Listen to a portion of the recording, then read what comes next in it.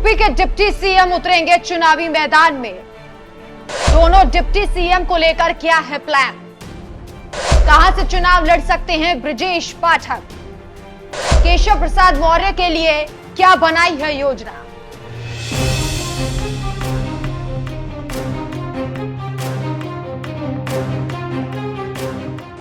नमस्कार, मैं हूं आपके साथ राखी लांबा और आप देख रहे हैं न्यूज एक्सप्रेस। लोकसभा चुनावों की तारीख का ऐलान कभी भी हो सकता है। कहते हैं कि दिल्ली का रास्ता यूपी से होकर गुजरता है। लोकसभा की 80 सीटों को जीतने के लिए बीजेपी भरसक कोशिशें कर रही है। इसके लिए बीजेपी ने अभी तक 51 सीटों पर प्रत्याशियों के नामों का ऐलान कर दिया। इसमें वाराणसी, लखनऊ समेत जिले की कई सीटें शामिल हैं। वहीं कानपुर महानगर सीट से अभी तक कोई प्रत्याशी नहीं उतारा है। यहां से बीजेपी के सत्यदेव पचौरी सांसद हैं।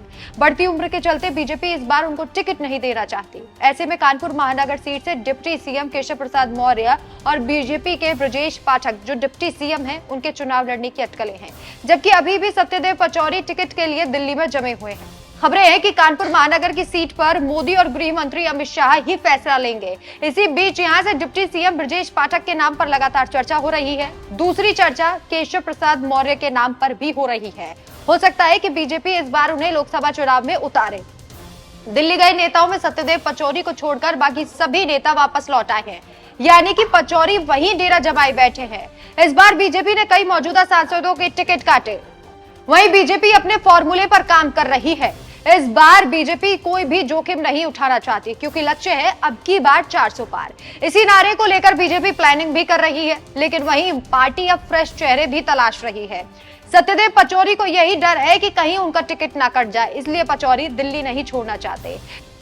10 सीटों में से 9 पर बीजेपी ने घोषित कर दिए हैं अपने प्रत्याशी।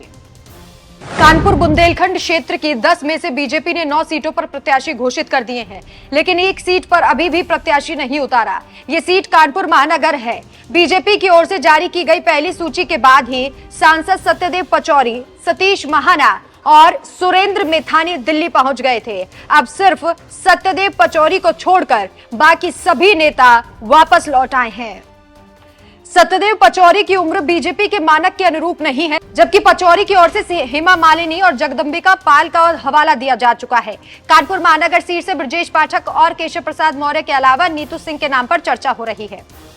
इसी तरह से ब्रजेश पाठक को लेकर कहा जा रहा है कि पार्टी ने उन्नाव और लखनऊ की सीट पर प्रत्याशी पहले ही घोषित कर दिया है। इसलिए अगर बीजेपी ब्रजेश पाठक को प्रत्याशी बनाती है तो सिर्फ कानपुर की महानगर सीट ही है। ऐसे में उन्हें इस सीट से उतारा जा सकता है। इन सभी संभावनाओं के बीच कुछ नाम और भी महानगर सीट से जोड़े जा रहे हैं। इसमें रमेश अवस्थी, नीतू सिंह और मालिनी अवस्थी का नाम शामिल है। हालांकि अब देखना होगा कि केशव प्रसाद मौर्य और डिप्टी सीएम ब्रजेश पाठक को चुनाव लड़वाती है बीजेपी या फिर नहीं। लेकिन अगर दोनों उप मुख्यमंत्री चुनावी मैदान में उतरते हैं तो आपकी क्या राय है? क्या चुनाव जीतेंगे या फिर नहीं? हमें अपनी राय कमेंट कर जरूर बताएं। नमस्कार।